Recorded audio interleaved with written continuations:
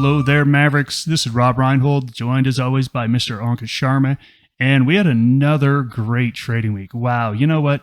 This year compared to last year, it is so much better, and we really hope that this market just keeps doing its thing because we saw great movements from equities, but currencies didn't do much. This year is almost the opposite. In this session, we are going to go over first a review of the previous week. We're going to take a look at all the news that happened last week. We're going to take a look at broad market analysis, and then we're going to dial down into each currency analysis. Next, we're going to take a look at current market analysis because that's going to give us the basis of where we're looking for trades this week. So as always, we're going to go through our currency baskets, go through that analysis, and we're also going to take a look at the calendar and make sure we understand what's happening this week in the news. And then after that, we're going to break it down into specific trading setups and opportunities both in crypto and Forex. Would having more trading capital help you meet your trading goals? Maverick Currencies is the oldest US-based Forex and crypto prop firm. We fund traders just like you with 5- and 6-figure accounts where you keep 70 to 80% of profits. Click the apply link on the top right of this video to start the process. This will take you to a 4-minute video that explains the trader position, and you can read a list of FAQs that answer pretty much all the basic questions you have.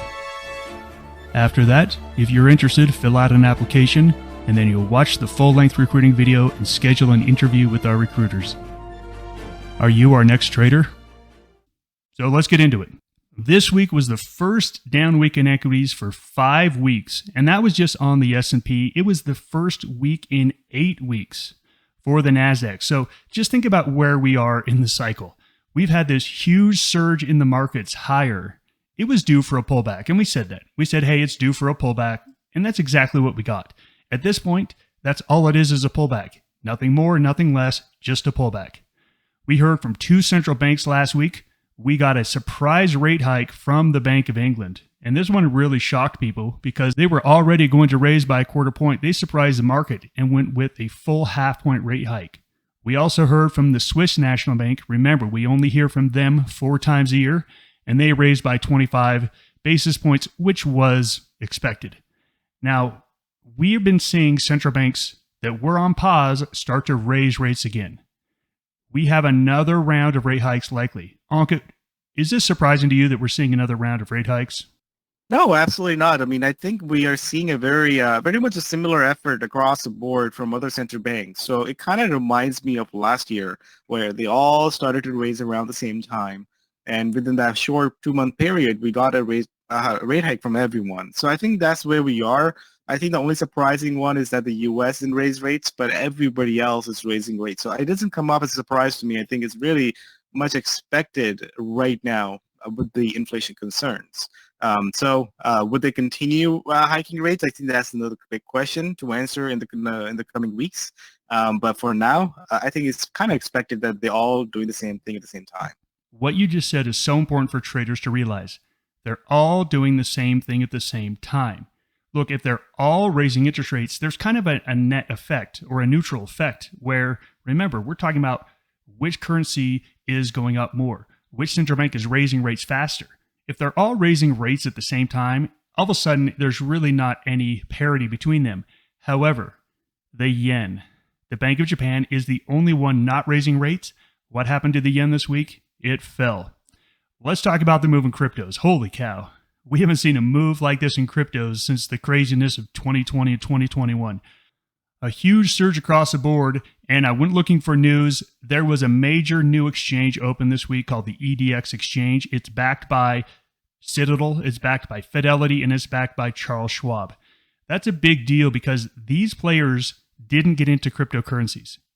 For anyone to buy cryptocurrencies, you had to open up a separate account at like Binance or Crypto.com.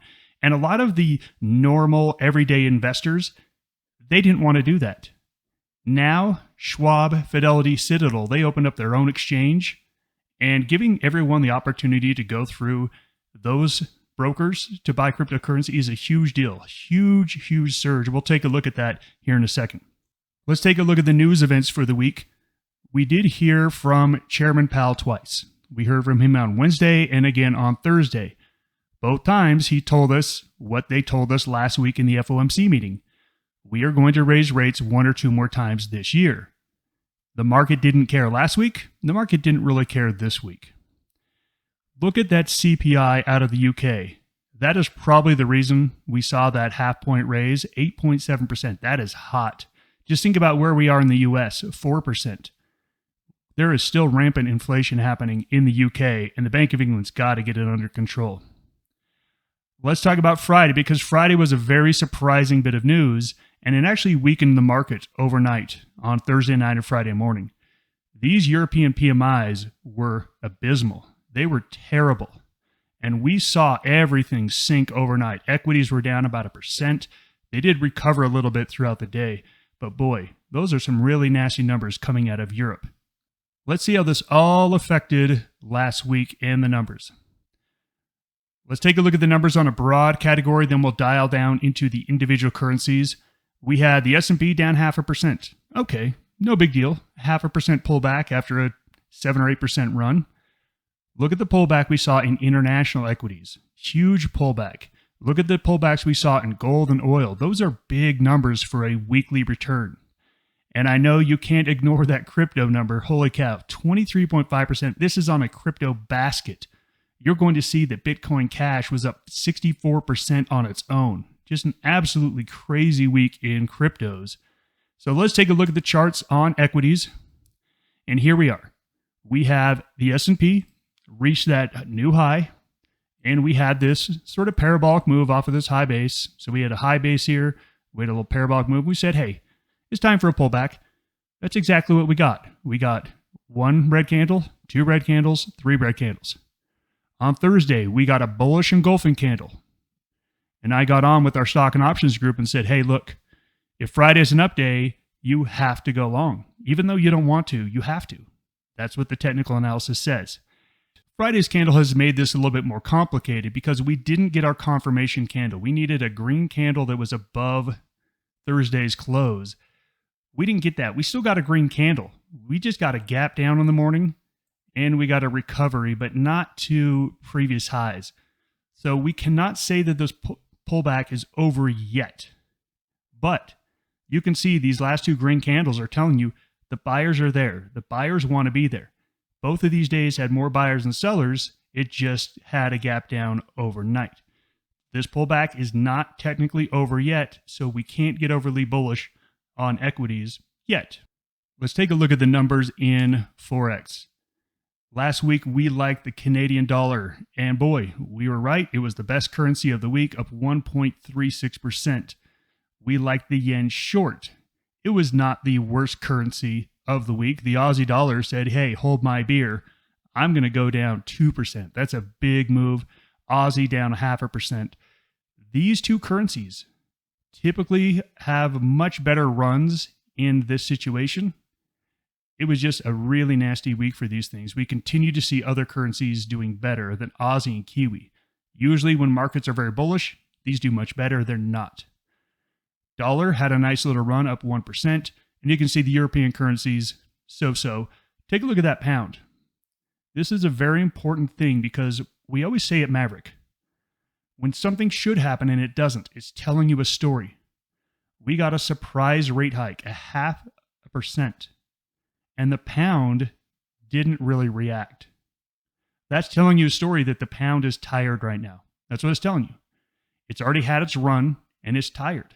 It needs to take a little break. We'll take a look at it on a chart and see when it's ready to turn around. But anyone looking to be long pound right now, it's not happening. You have to wait for a better setup. In the cryptos, holy cow, 64% in a week. That's insane. I went searching for news of why Bitcoin Cash. I could come up with no news whatsoever out there. But Bitcoin, I made a bullish call on Bitcoin on Tuesday in our end of day video and said, hey, above 28,000, you want to be a buyer. And it surely got above that and had a nice little run of 18%. Everything else went along for the ride, but we liked Bitcoin the best. Who knew Bitcoin Cash was going to rip higher, 64%? So if you caught that one, hats off to you. There was no reason you should have caught that one, but hats off to you.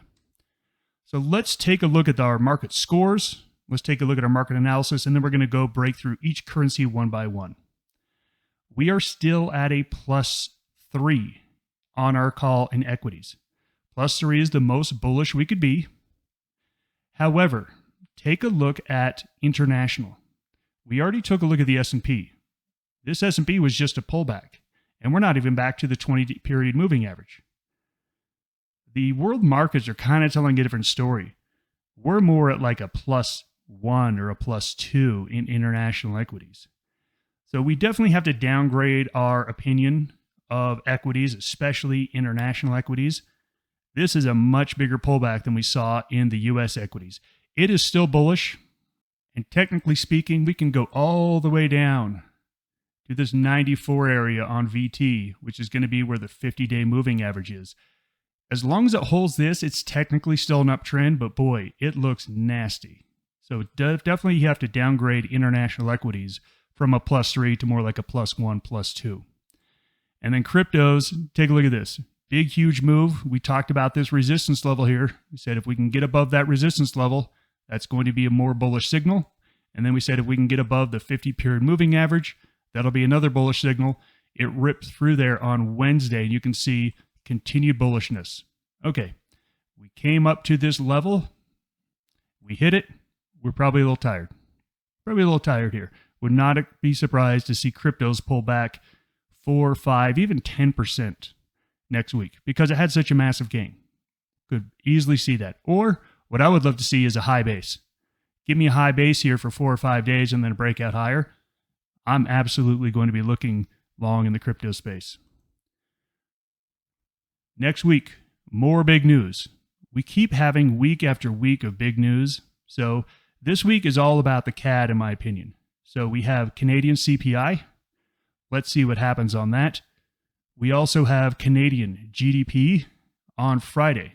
So for me, CAD is still the currency in play. It had a nice run this week. We'll see what happens here on Tuesday. Also, we have Australian CPI. That's going to let us know what the RBA is going to do at their next meeting on Tuesday night. And then you can see we have more central bank speak on Wednesday. And that really kind of wraps up the rest of the week. There's nothing like super major this week like we've seen over the last couple weeks, but there's enough news out there. It's definitely going to be moving things around, especially all of these CPI reports we see on the week. For this week's outlook, look, the markets are still in a bull pullback. We didn't get the confirmation on Friday, which tells us we still probably have a little bit more to go, but we're expecting a bounce somewhere in the middle of this week. Maybe it comes at the beginning, maybe it comes at the end, but we're still looking at a bullish price action. Check your economic reports. Always, if you're trading any currency pairs, always check the economic reports. Do you want to be a professional trader? Maverick Currencies is the oldest US-based Forex and crypto prop trading company that will pay you for trading with our capital. Trade our capital and keep 70 to 80% of the profits. We are looking for traders just like you that are hardworking and motivated. Click the apply link on the top right of this video to see if you have what it takes. That link takes you to a 4-minute video that explains the trader position available, and you read a list of FAQs that answer pretty much all the basic questions you have at this point. After watching the video and reading the FAQs, if you're interested, fill out an application, then you'll watch the full-length recruiting video, and then schedule an interview with one of our traders. Are you our next trader? Let's jump into these currencies one by one and take a look at them. First up, let's take a look at cryptos. I talked about this level on Bitcoin. I believe it was 28.8. And I talked about this on Tuesday. I said, hey, if it breaks above that, you want to be long in Bitcoin.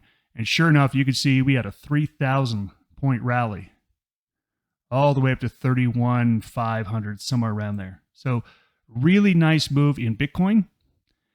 And look, this is extended. There's no question about it. So what we want to see is we want to see a base. A base tells us it's the strongest. A pullback says, okay, it's still strong, but maybe not as strong. What we don't want to see is it break down below this 28.8. That tells us that this move is over and we have to go back to being more neutral on cryptos. So Bitcoin, to me, I think you just wait for a pullback or base and then you buy it. If it doesn't do that, if it breaks below 28.8, it goes back on the shelf and you just can't trade it. I have no explanation for this chart. It makes no sense to me. So whenever something like this happens, you kind of have to throw technical analysis out of the window because this shouldn't have happened anyway. So when it does happen, how do you measure it in technical analysis? Look, it's a crazy position. It very highly likely pulls back. I don't want any part of it. I like to make trades that are based in sound decisions with logical and rational viewpoints. I can't do that right now with Bitcoin Cash. So I'm just going to pass on it.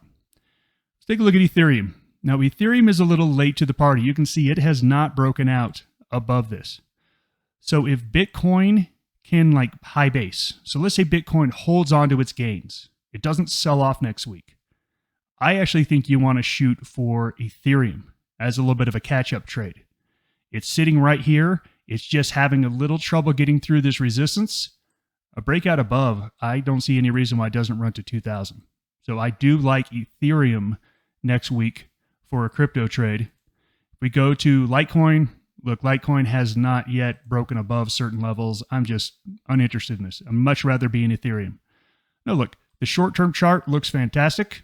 If you want to take a look at a shorter-term trade on Litecoin, okay, it is showing the most momentum in the short term. I'm going to be looking at that Ethereum as far as a crypto trade goes. Let's focus on our Forex. This has been where the action was until last week. We've been saying, hey, don't mess around with cryptos. Forex is where the action's at. There's been fantastic action. Last week, there was fantastic action in crypto, but there was also fantastic action in Forex as well. So you don't need to go over to cryptos. There's plenty of stuff to play with in the Forex space. We talked last week about dollar. We talked about the dollar likely having a bounce here. And we said, look, it's going to bounce up and it's either going to fall back down, making it a short, or it's going to break up, telling us we're going back higher in dollar. And you can see on Friday, it told us, yep, we're going higher on dollar here. Had a big run on Friday, would not be surprised at all to see a pullback early in the week. The velocity is still saying there's more upside velocity to go here. But look, we like dollar now on a pullback. Pullback in bases, you want to be long dollar. Ankit, I want to hear your take on the yen because the yen has been the worst. We've been saying it's the worst. It continues to be the worst. So what do you think? Is it going to continue being the worst? I mean, so far, as we take a look at the chart, I mean, there's nothing pointing out that this is coming to an end because every little rally is failed. So I think at this point, I know it looks extended, but at the same time, if you are trying to, let's say, buy this here, this is moving in front of the moving train. So you don't want to jump in front of a moving train. This is going to bottom out eventually, but it doesn't look like it's ready to do that yet. So I think we are in the same boat as we were last week, where we didn't see anything on the chart that tells us that it's going to reverse. And here we are, another week at the same point. So I think right now, I would rather steer clear from a short side. I think this is a chart that you only want to trade one way. And I always talk about how there are certain charts you can play both ways. A dollar is a chart that you can play both ways. Yen is not the chart you can play both ways. It's only one way, which is to the downside. So for now, I think there's nothing in sight, and we have to evaluate on a weekly basis and then, change our outlook accordingly. But so far, I'm still on the bearish band camp for the yen.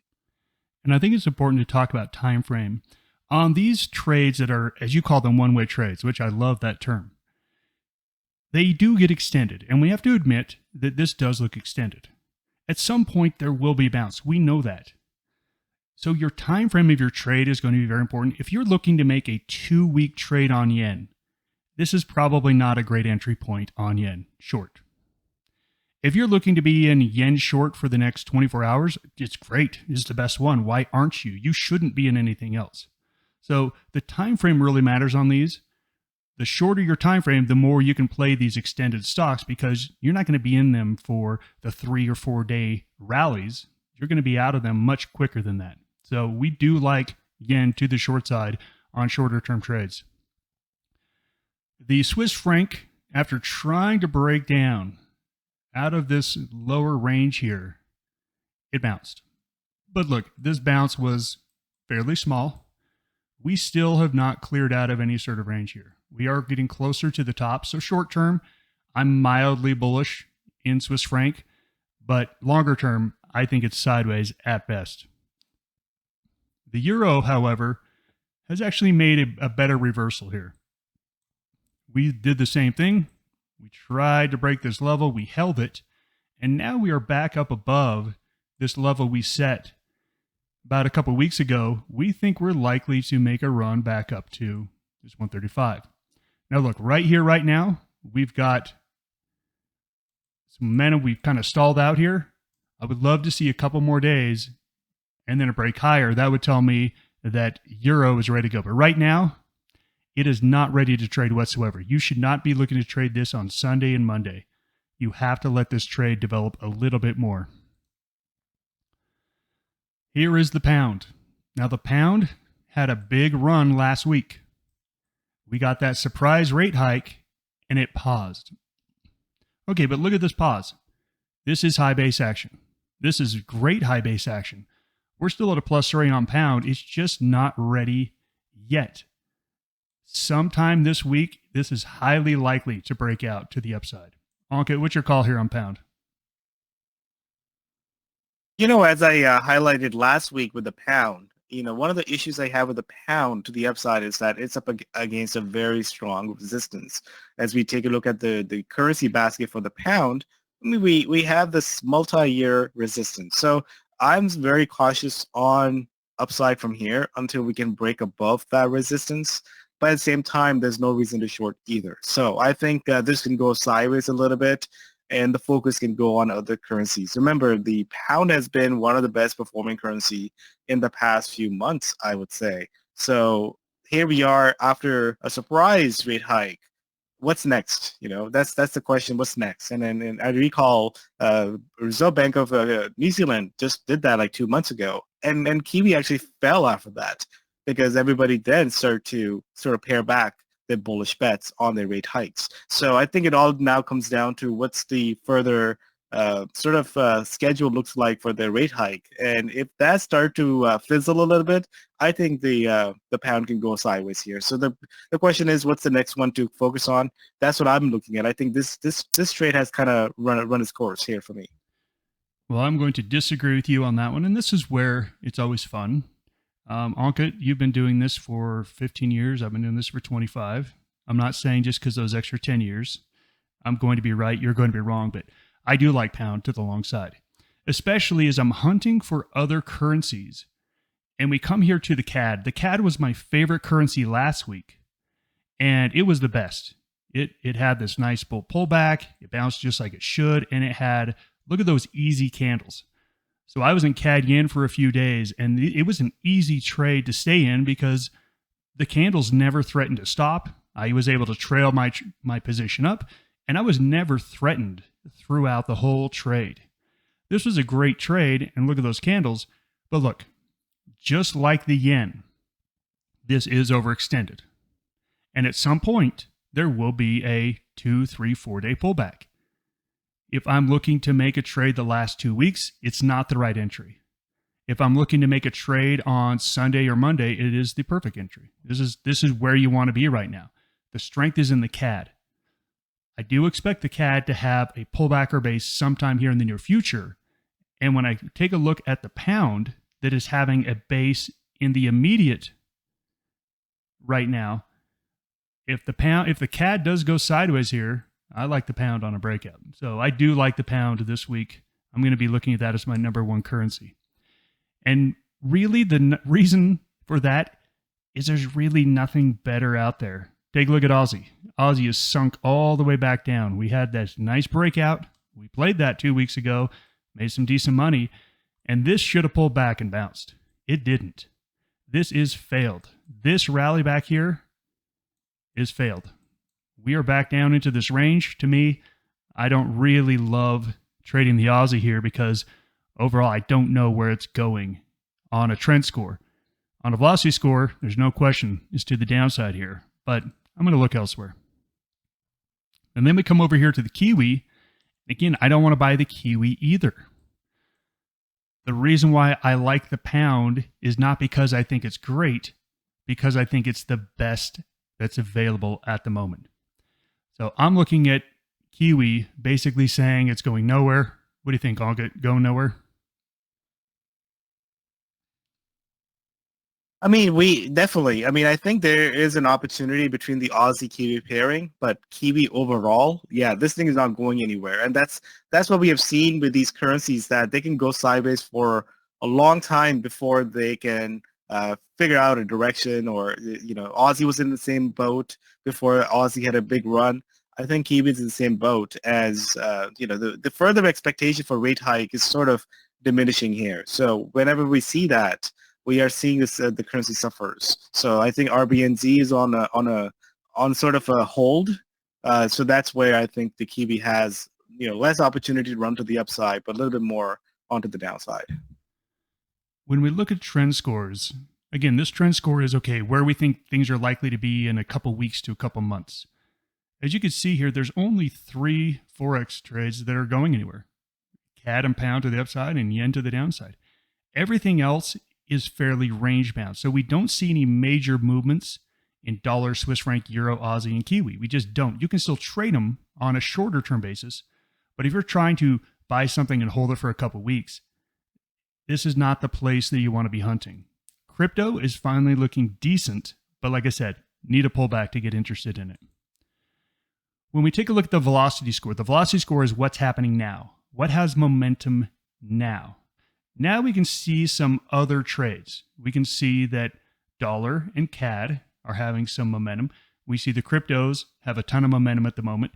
And we have yen and the Aussie. So the big question is, this week, where do we see the changes here? We think that the yen stays weak. I could see that Aussie not being a -2 by the end of this week and being more of a 0. What do you think about that call, Ankit? I mean, as long as the risk trends stay positive, and I think that's what we saw with the Australian dollar, that it really benefited from that explosive move that we saw on the equity markets to the upside. So I think if the risk sentiment stays strong, then we probably need to see money going somewhere in any of these riskier currencies. So either it's the Kiwi or it's the Aussie, or even if it's the CAD. I mean, CAD is more less related to the risk-on sentiment. So I think in between the Oz and Kiwi, one of those two currencies can really catch a bid as long as the market stays strong or try to recover off this pullback. I'm going to disagree with you again. A lot of weeks we are in agreement.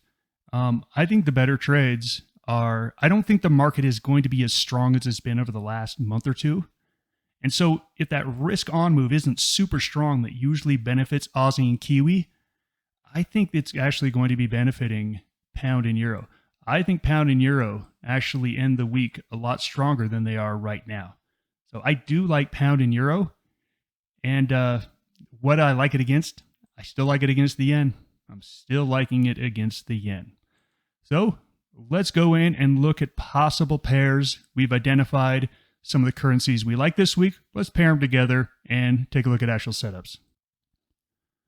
I want to first go over what Ankit said about the pound. So this is a daily chart on the pound, and I'm going to zoom out and just show you exactly what Ankit was talking about. We've got a lot of resistance here, a whole lot of resistance. And I can definitely see why Ankit is hesitant here, because the technicals say, hey, it's going to probably take a little bit of time to work its way through this resistance that's been there since 2018. Now, this is our pound basket, the pound equally weighted against the other 7 currencies. So it's not an individual chart, but you can see here, if we do break through, it could be a very major move for the pound. And that's what I'm looking at this week. If we can break through, I really like the pound on the upside. And so I like it against things like pound yen.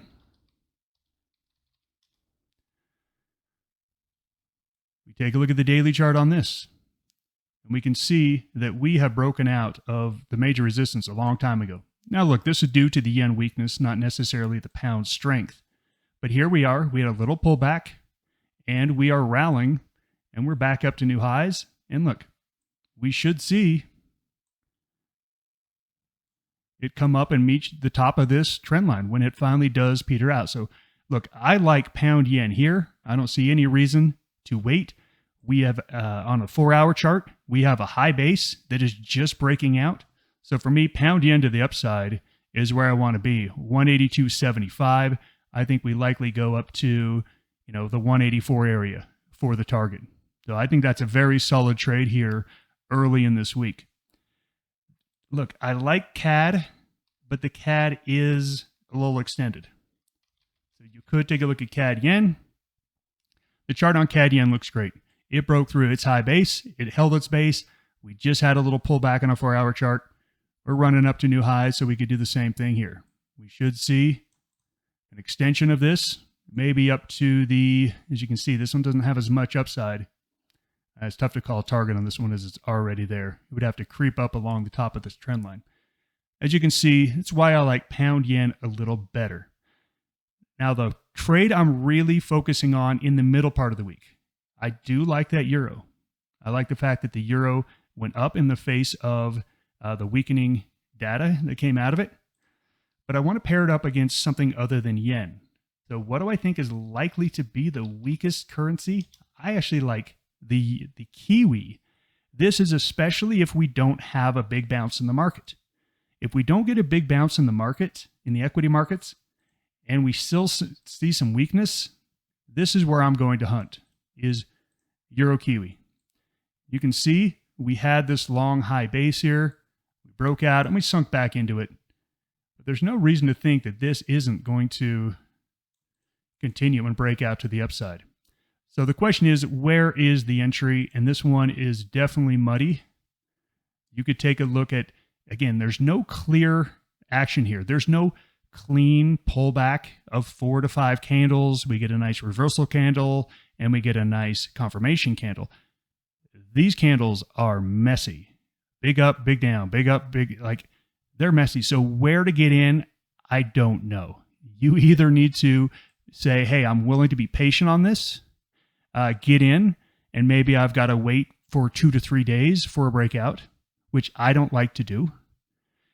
The last point of the high base, it was broken out and then it got violated. So I don't think you can use that. I think you've got to go up to 178.10. I think you have to wait till 178.10 in order to buy this currency, unless you say, I want to buy it here and hope and pray and cross my fingers that it breaks out sometime in the next couple of days. That's not a great trade. So I'm looking at just a breakout on Euro Kiwi at 178.10. Ankit, what trades you want to look at? Hey, Rob. Well, this week I'm definitely, looking at the charts, there's a lot of messy charts that I'm looking at. Some things look extended. Aussie, any Aussie pair we take a look at, again, Euro Aussie as well. We'll find the same thing, that they do look extended. But the question is that, could that move continue to run into next week, or could we see sort of a rotation happen? I think that's really a big question here, because we had a massive move in the Aussie this week, down 2%. It kind of takes away a lot of the gains that we saw in the early part of this month. And Euro Aussie, from a technical perspective, looks great to the upside. Every little pullback has been recovered. So the question is that how further it can go next week, or is it going to take a bit of a breather here? I think that's the big dilemma here. Same thing goes with the key CAD as well. Rob, if you want to take a look at Aussie CAD, I was watching this pair, and look at that pair give a total U-turn from that resistance here. So technically speaking, this chart looks amazing. But at the same time, do I want to short here? I think that's the trouble that I'm getting into. So there's a lot of currency pairs that I do like, but the charts are not just giving me a good sort of risk to reward ratio right now. So what I need to do next week is that I need to take a look at some sort of basis, or some sort of bear rallies, so I can jump into it.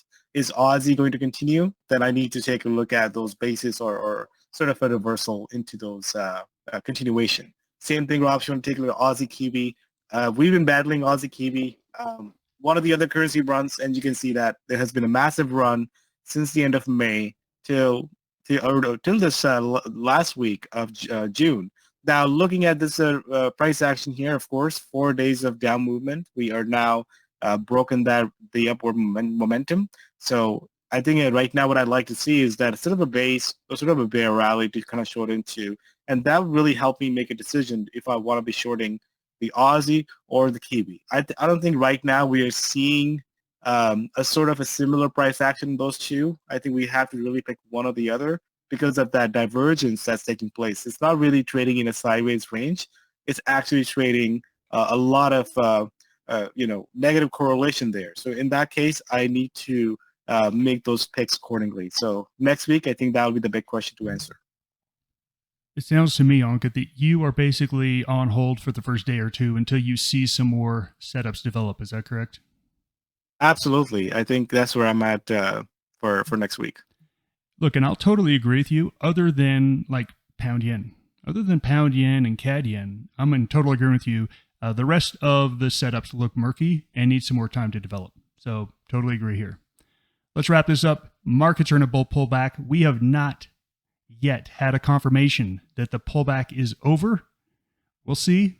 Next week, we might get that. But right here, right now, starting the week, we are still on a little bit of a risk-off movement.